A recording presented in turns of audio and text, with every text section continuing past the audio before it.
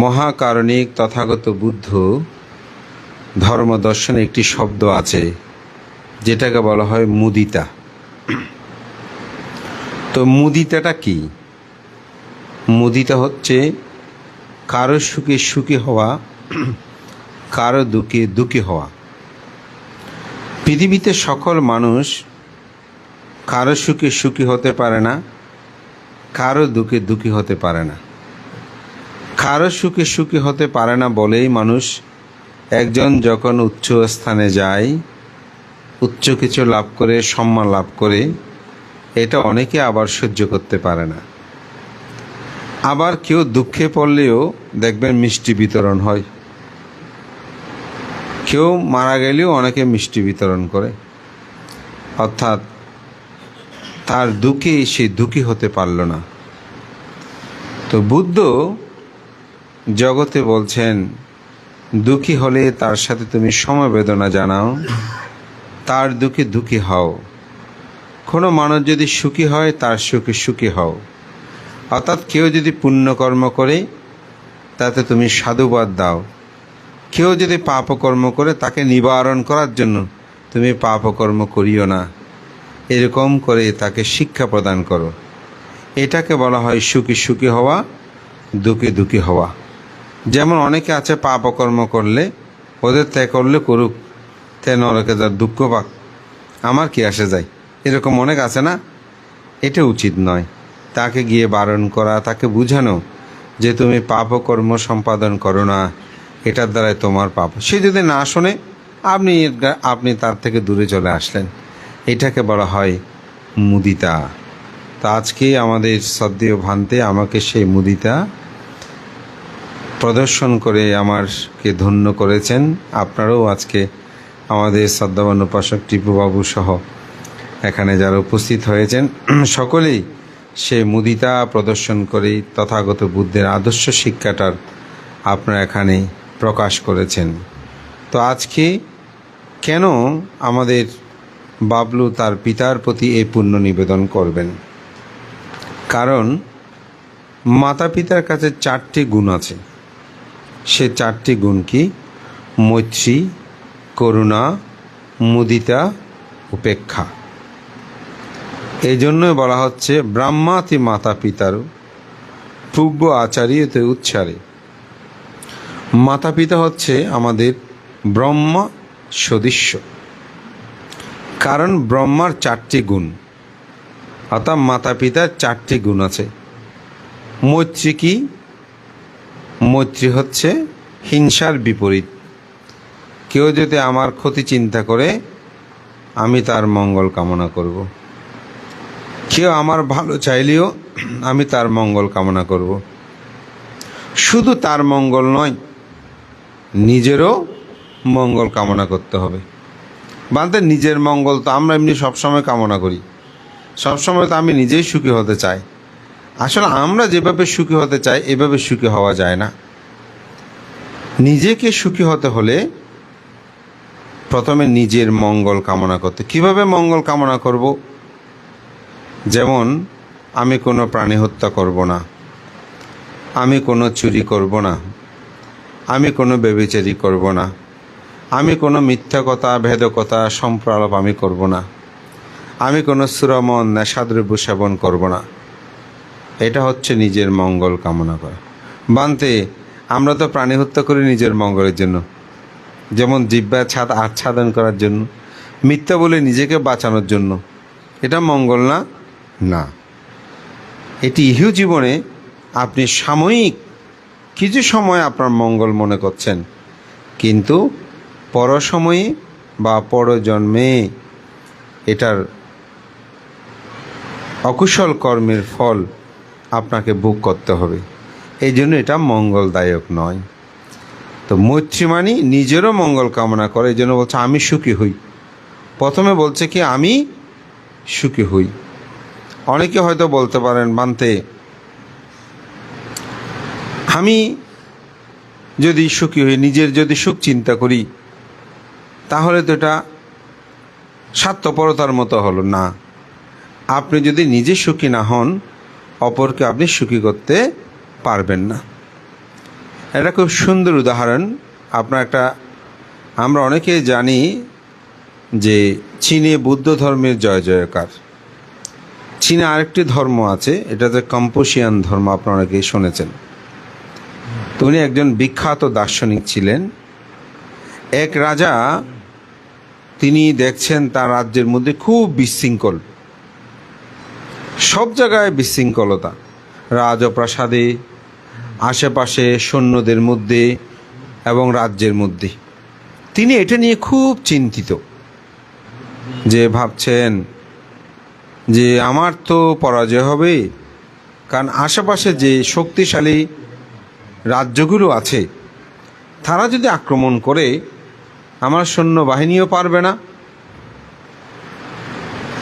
প্রজারাও এগিয়ে আসবে না, আমার রাজপ্রাসাদের মধ্যেও যেরকম বিশৃঙ্খলা, আমি নিয়ন্ত্রণ করতে পারবো না। তিনি খুব চিন্তিত হয়ে পড়লেন। তো শেষে তার এক মন্ত্রীকে বললেন, কম্পুশিয়ান তো একজন খুব দার্শনিক মানুষ, ওনার কাছ থেকে একটু উপদেশ নিই, তাইলে খুব ভালো হয়। তো তিনি খবর দিলেন, উনি আসলেন, এসে বলছেন যে আপনি আমাকে কী জন্য ডেকেছেন, কী সমস্যা?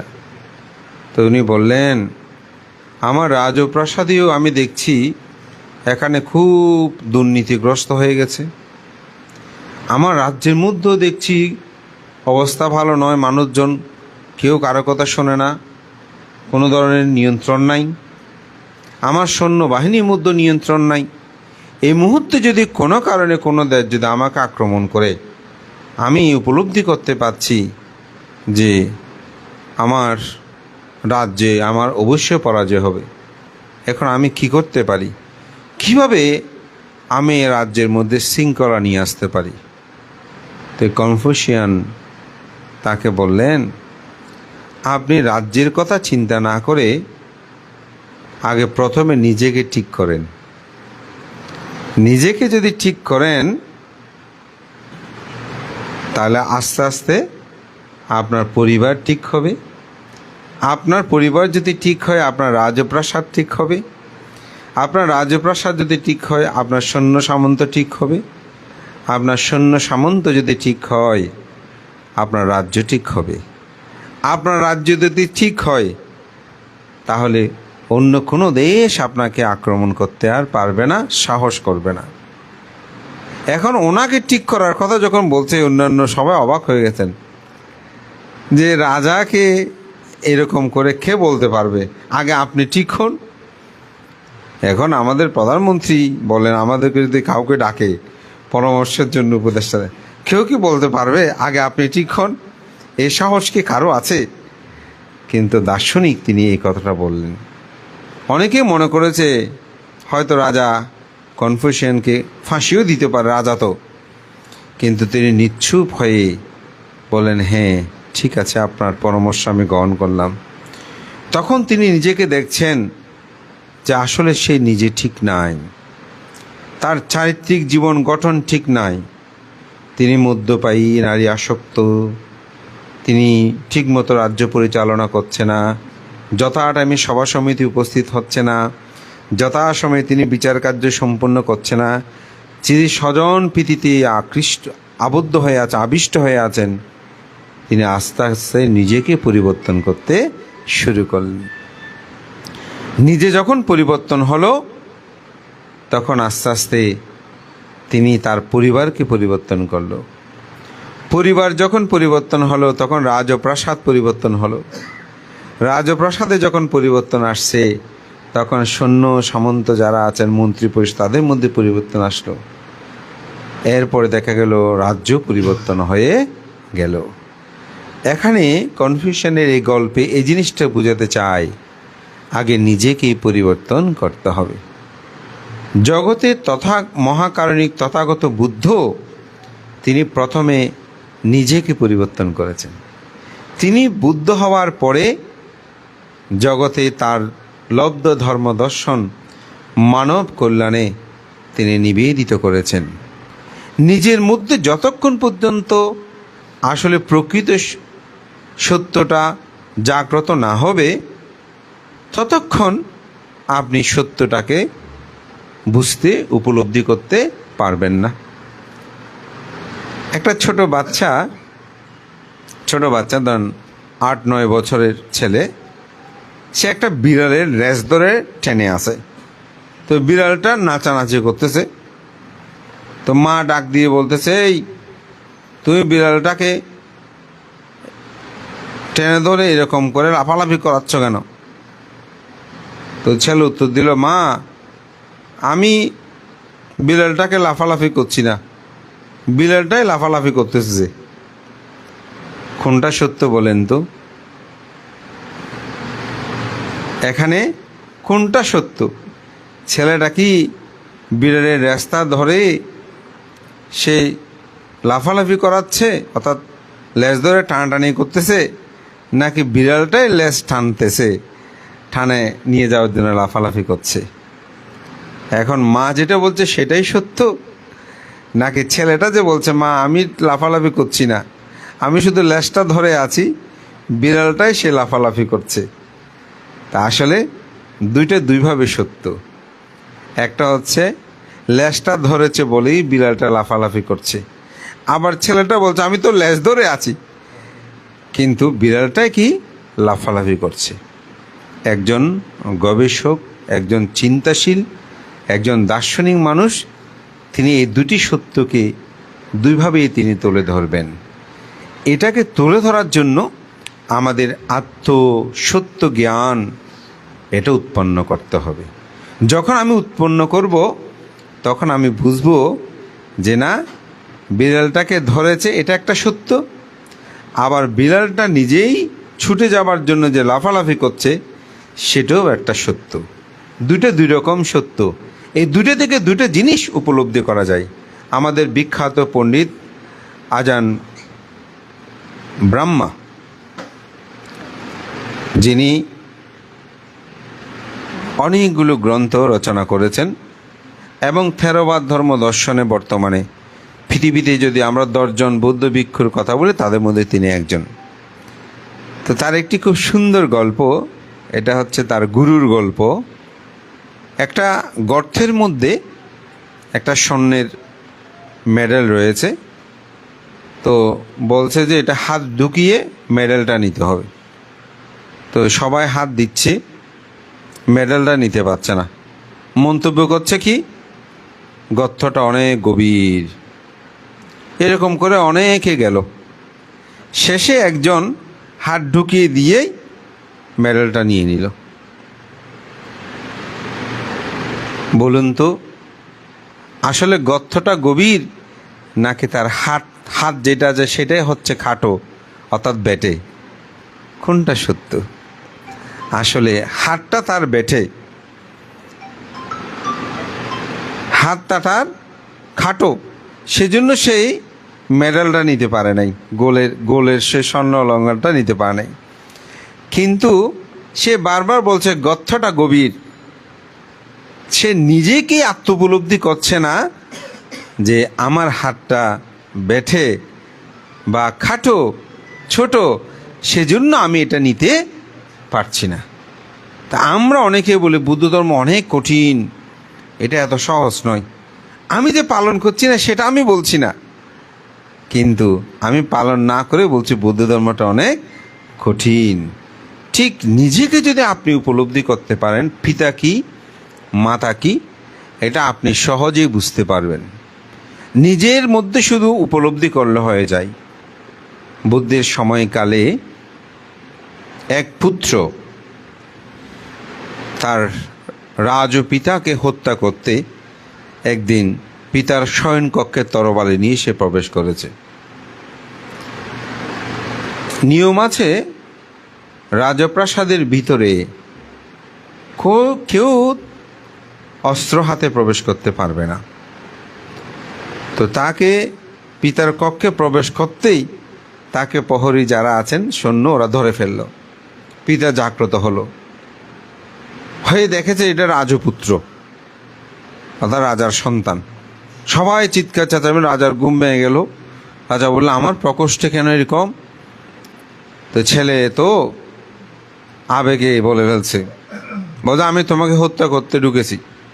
কেন বাবা, তুমি কেন আমাকে হত্যা করবে?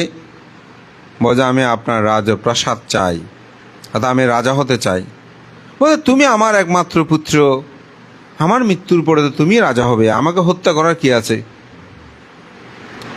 বলছে আপনি কখন মরবেন, আমি কখন রাজা হব, তার আগেও তো আমার মৃত্যু হতে পারে, তখন তো আমি রাজ্য সুখ কী সেটা আমি উপলব্ধি করতে পারবো না। বলছে ঠিক আছে, পিতা তো পুত্রকে অসীম ভালোবাসেই, ঠিক আছে তুমি আর চিন্তা করো না, আমি তোমাকে রাজত্ব দিয়ে দিলাম। সেদিন রাতেই পিতা রাজত্ব দিল, সে রাজ্য অভিষিক্ত হলো। তো রাজকুমার, আগে ছিল তো রাজকুমার, এখন যেহেতু রাজা, তার কথায় সব কিছু উঠবস করে, এটা আনন্দ লাগে। তো যেমন পরিবারের মধ্যে যখন ছেলেমেয়েরা সবাই আপনার কথা উঠবস করবে, একটা আনন্দ লাগে।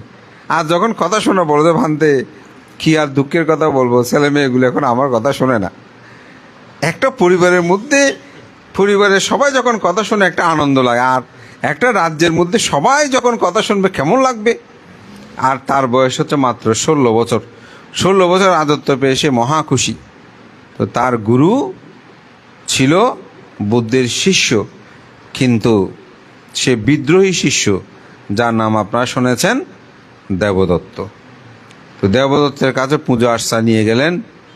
দেবদত্ত এই পূজা আর্চা পেয়ে মন খারাপ করে আছে। প্রভু, আপনার পরামর্শেই আমি তো এখন পিতাকে হত্যা করতে গিয়ে রাজত্ব পেলাম, কিন্তু এরপরও আপনি খুশি হলেন না কেন? কি হয়েছে? আপনার মন খারাপ করে কেন আছেন? মুখ অন্ধকার কেন? বলে আপনি রাজত্ব পেয়েছেন ঠিক, কিন্তু যে কোনো সময়ে রাজত্বটা হারিয়ে যেতে পারে। বলে যে কেন? বলে আপনার পিতা আপনাকে রাজত্ব দিলেও ওখানে যত সৈন্য সামন্ত আছে, মন্ত্রী পরিষদ, সব তো আপনার পিতার নিয়োগ প্রাপ্ত। এখন যে কোনো সময় তো তারা উল্টিয়ে দিতে পারে আপনাকে। তো বলে যে এখন কি করতে পারি? পিতাকে তো আর হত্যা করতে পারবো না, তাহলে রাজ্যের মধ্যে বিদ্রোহ হবে যে অহতিক্ষণ একজন মানুষকে আপনি হত্যা করেছেন। আগে হয়তো রাজত্ব লাভে রাজধর্মে পিতা পুত্র হত্যা করে রাজত্ব নেওয়ার অনেক উদাহরণ আছে, কিন্তু এখন তো সেটাও সম্ভব নয়। বলে যে না, তার একটি বিহিত ব্যবস্থা করেন। তো পরামর্শে পিতাকে কারাগারে নিক্ষেপ করলেন। আমার এই উপমা শুনে আপনারাই বুঝতে পারছেন কে সেই রাজা বিম্বিসার, এবং অজাতশত্রু হচ্ছে সেই পুত্র।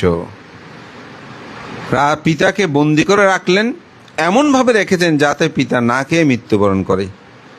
তো মায়ের অনুমতি ছিল শুধু পিতাকে দেখতে যাওয়া।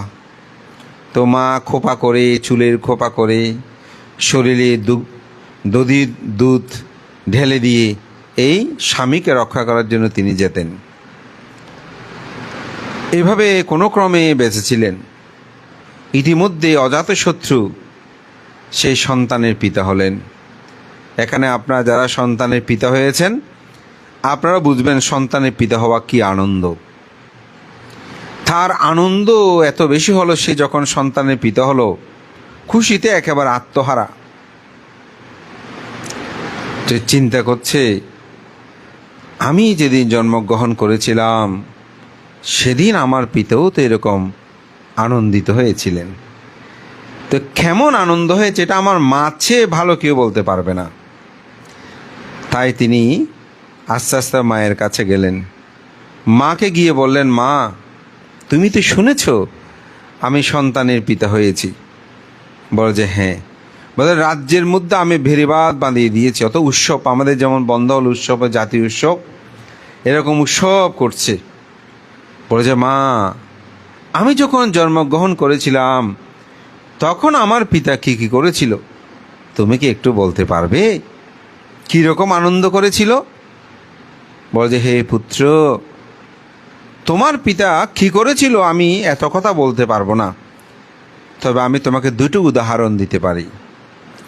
একটি উদাহরণ হচ্ছে, তুমি যখন আমার গর্ভে এসেছিলে সেই গর্ভকালীন সময় আমার ইচ্ছা হয়েছিল তোমার পিতার রক্ত পান করতে, কিন্তু একজন রাজার রক্ত আমি পান করব এটা তো সম্ভব না, বলা সহজ নয়, যার কারণে আমি বলতে পারিনি। শেষে আমার এমন তৃষ্ণা উৎপন্ন হয়েছে, হয়তো তৃষ্ণা নিবারণ করা নয়তো মৃত্যুবরণ করা, দুটি থেকে একটা বেছে নেওয়ার জন্য আমার চিত্তে জাগ্রত হয়েছিল।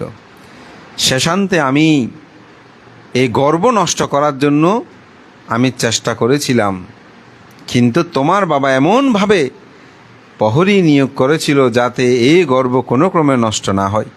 তোমার পিতা আমাকে ধরে ফেলল। তখন আমাকে জিজ্ঞাসা করছে, কেন তুমি এই গর্ব নষ্ট করতে চাচ্ছ? কি তোমার অভাব? তোমার পিতার আকুতি মিনতিতে আমি শেষান্তে বলেছিলাম, রাজন, আমার ইচ্ছে হচ্ছে আপনার রক্ত পান করতে। আমি কিভাবে সে কথা আপনাকে বলবো? বলতে, তুমি একটা কথা বললে, আমার সন্তানের জন্য কি আমি রক্ত দিতে পারবো না? তোমার পিতার সাথে সাথে তরবারি বের করে বাহু কেটে আমাকে রক্ত দিয়েছিল। আমি সেই রক্ত পান করে তোমার সে মাতৃকালীন সময়ে সময়ে আমি সেই তৃষ্ণা নিবারিত করেছিলাম। তো অজাতশত্রু নামটা হচ্ছে সেজন্য, জাত হওয়ার পূর্বেই শত্রু বলে অজাতশত্রু, অর্থাৎ জন্ম হওয়ার আগেই সে পিতার কি হয়েছেন? শত্রু হচ্ছে, রক্ত পান করেছে না। এটা হচ্ছে একটা উদাহরণ। দ্বিতীয় উদাহরণ, তোমার বয়স যখন 7-8 বছর, তোমার হাতে একটা ফোসকা উঠেছিল, ফোড়া। যদি ডাক্তার দ্বারা অস্ত্রোপচার করে তাহলে তুমি কান্না করবে। তোমার পিতা মুখ দিয়ে চোচে চোচে সেই ফোসকা অথবা ফোড়ার ফুসগুলো মুখ দিয়ে টেনে নিয়েছিল। এগুলো পুত্রের শরীরের অংশ বিদায় এটি ফেলে না দিয়ে তিনি গিলে খেয়ে ফেলেছিল। তোমাকে সেরূপভাবে তোমার পিতা ভালোবাসত। সাথে সাথেই অজাতশত্রু নিজেকে আরও আত্ম উপলব্ধি করল, আমি কি করলাম? এমন পিতাকে, আমার তো সচক্ষে দেখা যে পিতাকে হত্যা করার জন্য আমি রাতের গভীর অন্ধকারে প্রবেশ করেছি, প্রহরীরা ধরে ফেলেছিল। আমার পিতা চাইলে তো সেদিন আমাকে হত্যা করতে পারত, সেটা না করেই আমাকে রাজত্ব প্রদান করলো, আর আমি সেই পিতাকেই বন্দি করলাম। এইটাই হচ্ছে তার আত্ম উপলব্ধি। তখন বলছে, না, আমার পিতাকে এখন কারাগার থেকে মুক্ত করতে হবে, কিন্তু রাজনিয়ম, রাজার নিরাপত্তার কারণে রাতের গভীরে তো বের হওয়ার সুযোগ নাই। কখন সকাল হবে চিন্তা করতে করতে সারা রাত ঘুমাতে পারেনি। যখনই ভোর হলো, সাথে সাথে সৈন্য সামন্ত নিয়ে কারাগারে গেল। কিন্তু অতি দুর্ভাগ্যতা, সেদিন রাতেই তার পিতা মৃত্যু হয়। এই অনুশোচনায় অজাতশত্রু আর দিবারাত্রি নিদ্রা যাপন করতে পারে না। সারাদিন কষ্টে তার জীবন চলে। একদিন যুবককে ডেকে বলল, যুবক, তুমি তো আমার শরীরে শান্তি এনে দাও, কিন্তু মনের শান্তি এনে দেওয়ার কোনো গুরু কি আমাকে দেখাতে পারবে? বল যে, হ্যাঁ, আমার গুরু সেই তথাগত গৌতম বুদ্ধ, যে জীবক অম্রকাননটা আমাকে দান করেছিলেন আপনার চিকিৎসায় পুরস্কার স্বরূপ, আমি সেটা তথাগত বুদ্ধকে দান করেছি। আমার গুরু সেখানে থাকেন, আপনি যদি তার কাছে যান, আমার মনে হয় আপনার মানসিক প্রশান্তিটা আসতে পারে। তো অজাতশত্রু তার সাথে সেখানে গেলেন। তো যাবার সময় বিশাল পরিবেন, যেখানে সহস্র ভিক্ষু থাকে। তো যখন বিহারে প্রবেশ করবে, গেটে বলছে, রাজন, এখানে অস্ত্রশস্ত্র, মাথার পাকড়ি সব খুলে যেতে হয়, এখানে খালি পায়ে ঢুকতে হয়। সব খুলে গেলেন। যত ভিতরে ঢুকে তত নিস্তব্ধ, কোনো শব্দ নাই। বোঝা এখানে 1000 ভিক্ষু বাস করে, বলছো কোনো শব্দ তো, মহাশব্দ কিছু নাই। যুবক, তুমি কি আমাকে শত্রুর হাতে সমর্পণ করতে নিয়ে এসেছো? কারণ অস্ত্রশস্ত্র সব তো রেখে এসেছে, সৈন্য সামন্ত রেখে এসেছে, একাকী। বলছে, রাজন, আমার কাছে এমন ওষুধ আছে, আপনার নাকের সম্মুখ দিয়ে শুধুমাত্র বুলিয়ে নিলেই আপনার মৃত্যু হবে। আপনাকে এভাবে তো শত্রু হাতে সমর্পণ করার জন্য আমাকে নিয়ে আসতে হবে না, আপনি আরও সম্মুখে যান। যখন সম্মুখে গেল, দেখা গেল ভিক্ষুরা কেউ সাম্মাজ্জানি কর্ম অর্থাৎ পরিষ্কার কর্ম সম্পাদন করছে, কেউ ধর্ম আলোচনা করছে, কেউ ধ্যান করছে, কেউ চংক্রমণ করছে। দেখে অবাক হলেন, মনের মধ্যে ওগুলো দেখে প্রশান্ত হলো। ভিক্ষুরা বাক্যগতভাবে কত সংযত। আস্তে আস্তে বুদ্ধের সম্মুখে গেলেন। বুদ্ধকে তিনি প্রশ্ন করলেন যে কেউ যদি শ্রমণ হয়, শ্রমণ হওয়ার সাথে সাথে তার কোনো প্রত্যক্ষ ফল সে লাভ করতে পারে কিনা। বুদ্ধ বলেন, হ্যাঁ, শ্রমণ হওয়ার সাথে সাথে যখন কেউ দশশীল গ্রহণ করে, শিলময় জীবন যাপন করে, তখন তিনি প্রত্যক্ষ ফল লাভ করেন। এটা একটা সুন্দর উদাহরণ দিয়েছেন, আমি সময়ের কারণে সেটা বলছি না। তথাগত বুদ্ধ সেখানে মহা সাময় ফল সূত্র দেশনা করলেন। এই দেশনা শ্রবণের শেষ হওয়ার সাথে সাথে সহস্রজন ভিক্ষু সঙ্গদায়কদের মধ্যে কেউ শ্রোতাপত্তি, কেউ সকিতাগামী, কেউ অনাগামী, কেউ অরহত্ত ফল লাভ করল। কিন্তু দুঃখের বিষয়, অজাতশত্রু কোনো মার্গ জ্ঞান লাভ করতে পারে নাই। যখন সে সভাস্থল ত্যাগ করে চলে গেল, বুদ্ধ বলছেন, হে ভিক্ষুগণ, যদি অজাতশত্রু পিতৃহত্যা না করত, তাহলে সেই এই বসাতে ধর্ম কথা শুনতে শুনতেই তার মধ্যে ধর্মচক্ষু জ্ঞান উৎপন্ন হতো।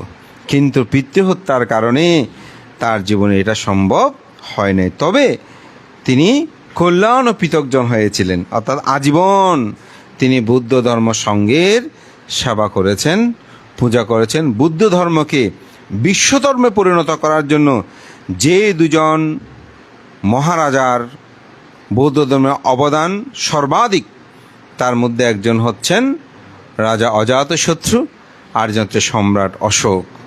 এই দুজনের অবদান অতুলনীয় বুদ্ধ ধর্মকে বিশ্বধর্মে পরিণত করতে। তা আমি এখানে এই উদাহরণটা এই জন্যই বলছি, তিনি যখন আত্ম উপলব্ধি করলেন পিতা কি, তাকে আর কিছু বলতে হয় নাই। এজন্য আমাদের জীবনে পিতা কি, মাতা কি, এটা যখন নিজেকে নিয়ে আমি উপলব্ধি করব, আমি আমার সন্তানের জন্য কি করি, আমাদের বাবলু তার সন্তানের জন্য কি করে, বাবলুর স্ত্রী তার সন্তানের জন্য কি করে, এটা যখন ভাববে, ও আমি যেমন করে আমার পিতামাতাও আমার জন্য করেছে, সুতরাং মা বাবার প্রতি কি দায়িত্ব, কর্তব্য, এটা আর আমাদের থেকে শুনতে হবে না, সেটা সেই কর্মটাই সম্পাদন করবে। এই জন্যই বুদ্ধ বলছেন, সুকা মাত্থায়তা লোকে আতপেত্থায়তা সুকা, সুখ সামায়াতা লোকে আত ব্রহ্মায়তা সুকা। জগতে মাতৃভক্তি সুখকর, পিতৃভক্তি সুখকর, সাধু সৎপুরুষ ভক্তি সুখকদ কর্ম। তো আজকে বাবলু তার পিতাকে পূজা করতে গিয়ে আজকে এখানে মহান ভিক্ষু সঙ্গদেরকে আহ্বান করেছেন, জ্ঞাতিগণকে আহ্বান করেছেন, এটা তার কর্তব্য কর্ম। পৃথিবীর সমস্ত কিছু একত্রিত করে যদি দান করে, পিতামাতার ঋণ কোনো সন্তান শোধ করতে পারবে না। তবে অধর্মবাদী যদি পিতামাতা হয়, তাকে যদি ধর্মবাদী হিসাবে প্রতিষ্ঠা করা যায়, তখন হয়তো সেটা সম্ভব। বৌদ্ধ ধর্ম দর্শনে এই বিষয়ে আরও অনেক তথ্য জ্ঞান আছে। তা আমি মনে করি আমাদের বাবলু তার পিতার প্রতি সে দায়িত্ব কর্তব্য পালন করেছেন। তার মৃত্যুর পর অন্ত্যেষ্টিক্রিয়া, সাপ্তাহিক ক্রিয়া, পাক্ষিক ক্রিয়া সব কিছু অত্যন্ত সুচারু। আজকেও এক মাসে উপলক্ষ করে মহান ভিক্ষু সঙ্গদেরকে আহ্বান করে দানাদি কর্মের মাধ্যমে সম্পাদনে আমি মনে করি তার আত্ম উপলব্ধি জ্ঞানে কিছু আছে বলেই মাতা পিতার প্রতি কর্তব্য কর্মগুলো তিনি সম্পাদন করছেন। আমি পুণ্যদান করি যে তার এই চিন্তা চেতনা আমাদের সমাজ গগনে আরও অন্যদের মধ্যে সেটা প্রতিফলিত হোক। পিতামাতা যেন জীবিত থাকতে আমরা তাদেরকে লালন পালন করি, তাদেরকে সেবা করি, সম্মান করি, কোনোরূপভাবে তারা যেন অবজ্ঞা অবহেলা না হয়। কোনো জিনিস পুরনো হলে যেমন আমরা অন্যত্রে ফেলে দিই, পিতামাতার ক্ষেত্রে যেন আমাদের সেরকম আচরণ না হয়। মনে রাখবেন, আমিও একদিন সেরকম হব। আমাকে যদি কেউ তুচ্ছ তাচ্ছল্য করে, অবজ্ঞা করে, অবহেলা করে, তখন আমারও সেটা খারাপ লাগবে। আমাদের ভিক্ষু সঙ্গদের মধ্যে আমরা দেখেছি যারা অত্যন্ত বয়োবৃদ্ধ, আমরা যখন গিয়ে একটা বন্দনা করি, কুশল বিনিময় করি, একটু মূল্যায়িত করি, তখন ওনারা খুব খুশি হয়। আমরা এবার মহাসভার পক্ষ থেকে 6 জন ভিক্ষুকে দিয়েছি। তার মধ্যে একজন ভিক্ষু, ওনার হাসি দেখে, ওনার খুশি দেখে আমার এত ভালো লেগেছে যে উনি চিন্তা করছেন আমি তো এক পাশে পড়ে আছি, আমাকে কে খুঁজবে। তো ওনাকে খুঁজে নিয়ে যখন চট্টগ্রাম বৌদ্ধবিহারের মতো জায়গায় এনে সম্মানিত করলো, আমি একানা সঙ্গ আমি বলবো, ওনার আনন্দ দেখে, ওনার কথা শুনে আমি অবাক হলাম।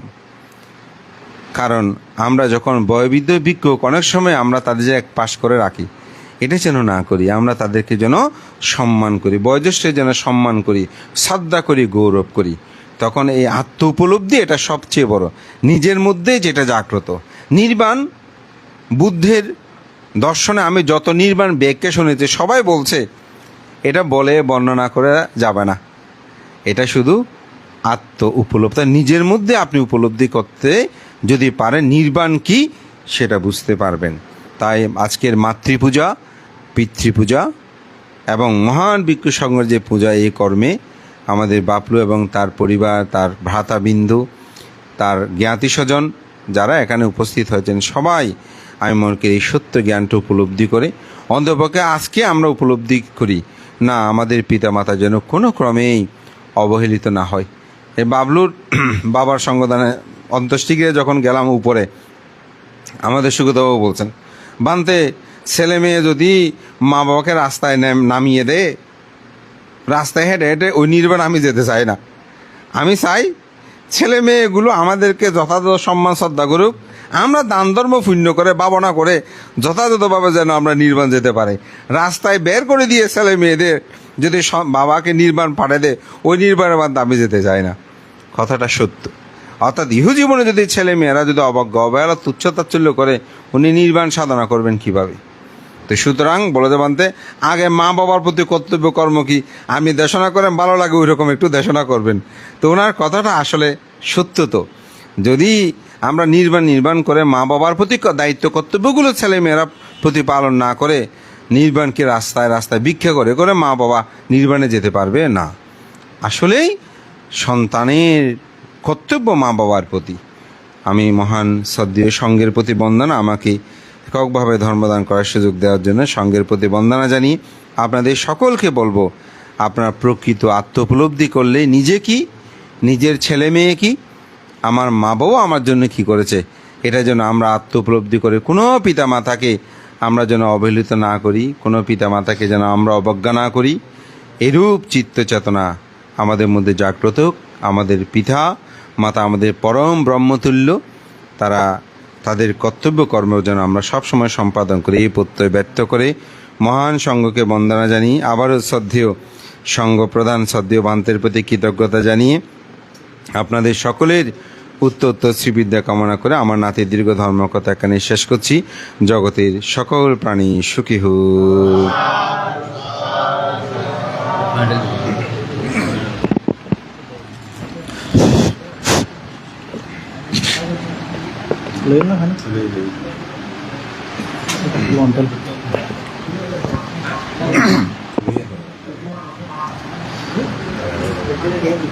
এখন তোলে বলুন সবাই।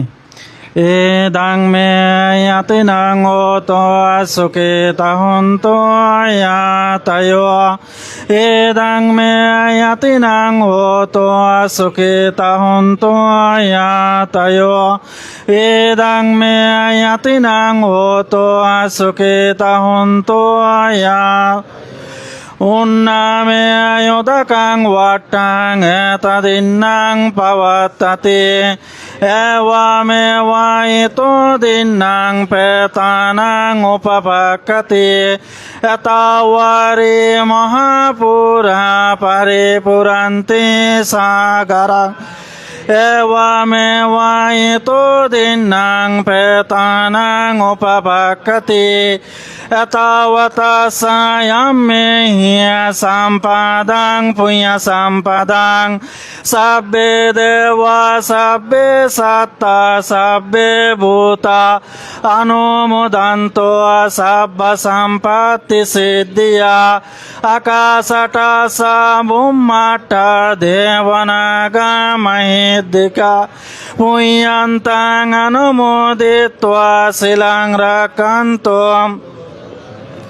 Silang rakanto buddha deshanang silang rakanto amang parang imena punya kamena mavibala samagamo satang samagamo hoto yabani bana patiya Idamme danang idamme silang idamme punyang asavakaya bahang hoto idam me punyang nibbanasa pasayo hoto sabbe shatta sukhita honto sabba dukkam Bhavato sirantitantu te